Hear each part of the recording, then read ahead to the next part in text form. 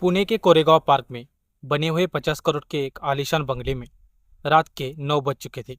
17 साल का रोहन एक विशाल और चमचमाते डाइनिंग टेबल पर अकेला बैठा था। आज उसका जन्मदिन था।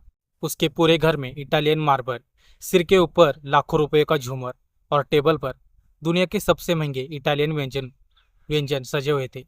लेकिन रोहन के चेहरे पर गहरी उदासी थी। सुबह उसके अरबपति पिता ने उसे मर्सिडीज की चाबी और एक ब्लैंक चेक दिया था। वही उसकी माँ ने उसे रोलेक्स की महंगी घड़ी गिफ्ट कर दी थी। लेकिन अब घर में सन्नाटा छाया हुआ था। उसकी माँ किसी हाई प्रोफाइल किटी पार्टी में गई हुई थी और पिता बिजनेस मीटिंग के लिए दुबई रवाना हो चुके थे। तभी टेबल पर रखा हुआ उसका महंगा फोन बजा। पिता का मैसेज था, हैप्पी बर्थडे रोहन, अकाउंट में 5 लाख रुपए ट्रांसफर कर दिए हैं। दोस्तों के साथ शानदार पार्टी करना, इंजॉय। वह सूखा सा मैसेज पढ़ते ही रोहन की आंखों से आंसू बहने लगे। उसने गुस्से में टेबल पर रखा पास्ता नीचे फेंक दिया। मुझे ये घटिया पैसे नहीं चाहिए, मुझे सिर्फ आप लोग चाहिए थे, वह रोते हुए चिल्लाया। लेकिन उस खाली बंगले में उसकी आवाज़ सुनने वाला कोई भी नहीं था। वह गुस्से में घर से बाहर निकला और पागलों की तरह इधर उधर सड़कों पर चलने लगा। दूसरी तरफ पुणे की एक अंधेरी बस्ती में रहने वाला 17 साल का समीर एक फटी हुई तिरपाल के नीचे बैठा था। आज उसका भी जन्मदिन था। समीर के पिता उसके बचपन में ही गुजर गए थे। उसकी माँ लोगों के घरों में बर्तन और कपड़े धोकर उसे पाल रही थी। आज लगातार बारिश हो रही थी, घर में बिजली भी नहीं थी। समीर और उसकी माँ घर में बैठे हुए थे। उसकी माँ आज अपनी मालकिन के पुराने कपड़े इस्त्री करने के 10 रुपये ज़्यादा लेकर आई थी और उन्हीं पैसों से समीर के लिए एक बेसन का लड्डू और थोड़ा सा सूजी का हलवा लाई थी। जन्मदिन मुबारक हो मेरे बेटे, ये कहते हुए उसने प्यार से वह लड्डू अपने हाथों समीर को खिलाया। समीर ने वह आधा लड्डू तोड़कर अपनी माँ को खिलाया। दोनों के चेहरे पर मानो दुनिया की सारी खुशियाँ उतर आई थी। उस ठंडी और गरीबी भरी रात में भी वहाँ प्यार की अपार दौलत थी। रोहन भटकते भटकते गलती से उसी झुग्गी बस्ती में आ पहुंचा जहाँ समीर रहता था। अचानक उसके कदम एक झोपड़ी के बाहर रुक गए। उसने दिए की रोशनी में एक दृश्य देखा। एक माँ अपने बेटे के सिर पर हाथ फेर रही थी और हंसते हुए उसे अपने हाथों से खाना भी खिला रही थी। यह देखकर रोहन पूरी तरह स्तब्ध रह गया।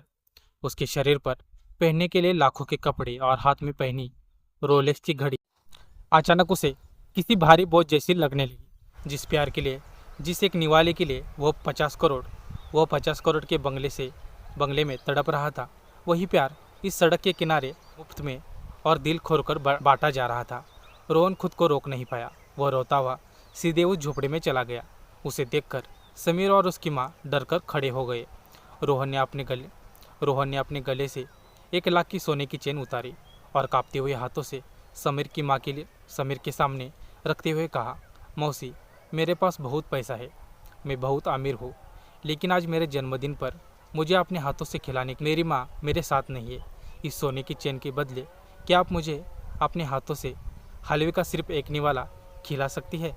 उसकी आवाज़ और उसके आंसुओं ने वहाँ गहरा सन्नाटा फैला दिया। समीर की माँ कुछ पल के लिए सुन्न रह गई। उसकी आंखें भर आई।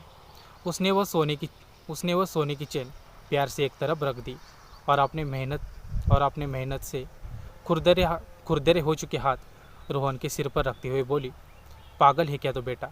माँ का प्यार और खाने का निवाला कभी खरीदा नहीं जा सकता।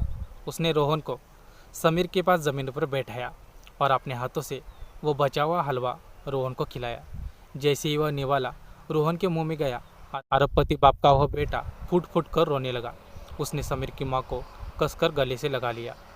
आज उसे पहली बार एहसास हुआ कि असल में वही दुनिया का सबसे बड़ा भिखारी था, जो प्यार के एक निवाले के लिए तड़प रहा था। और समीर दुनिया का सबसे अमीर लड़का था, जिसके पास माँ नाम का अरबों का कभी खत्म न होने वाला खजाना था। रात के 12 बजे रोहन वापस अपने बंगले में लौटा। तभी उसके पिता का फ़ोन आया। रोहन, कैसे रहा तुम्हारा जन्मदिन? कितने पैसे बढ़ाए मेरे शेर ने? उसके पिता ने गर्व से पूछा। रोहन ने एक ठंडी और दर्द भरी सांस ली। पैसा बहुत है हमारे पास डैडी, लेकिन हम दुनिया के सबसे गरीब लोग हैं। आज एक झोपड़ी में रहने वाले लड़के ने मुझे सिखाया कि असली अमीरी बैंक अकाउंट में नहीं बल्कि माँ के हाथ से खिलाए हुए एक निवाले में होती है। आपने मुझे करोड़ों रुपए दिए, लेकिन डैड, मैं आज हमेशा के लिए अनाथ हो गया हूँ। यह कहकर रोहन ने फ़ोन काट दिया। वह महंगा ब्लैंक चेक फाड़कर उसने कूड़ेदान में फेंक दिया। आज उस आलीशान बंगले की खाली दीवारें भी असली अमीरी और गरीबी का अर्थ समझकर काँप रही थी।